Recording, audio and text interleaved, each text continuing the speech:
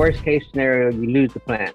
Second worst, where somebody wrote on the plans and you can't understand what that is. Hi, Joseph here. You may have seen this meme. Well, it's crazy to say, most of our industry still uses printed plans and PDFs to get work done.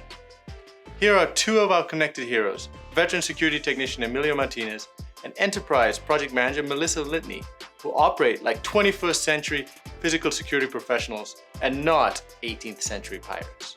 I think the challenges for us is that the paper plans are so one-dimensional. So when we're using paper plans, we get one symbol. We get if there's a camera or there's a card reader or there's a device there.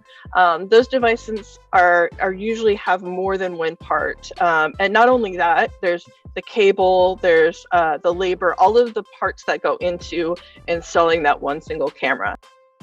So if I can take a camera and look at it and say, okay, it's not just the camera, it's going to be the camera plus the camera cap plus the wall mount, whatever the different parts for that camera are, I can make sure all of those are listed. And that way also when we're planning what we're doing that day, the techs know exactly what they need to grab from the warehouse. So this way they're able to, look and see what needs to be done and then grab all the correct parts for it. With SiteOwl, we can expand, zoom in and see all the devices plus connecting parts needed. We can see exactly where everything is supposed to go. It really helps keeps us all on the same page. I can access everything off my phone using the SiteOwl app.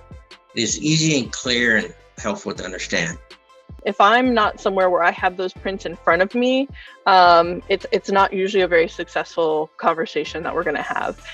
But it's a lot easier for me to either log in on my desktop or just to pull out my phone app and look exactly at what they're looking at on that plan. Join thousands of physical security professionals who agree projects set up to fail is not an acceptable security risk.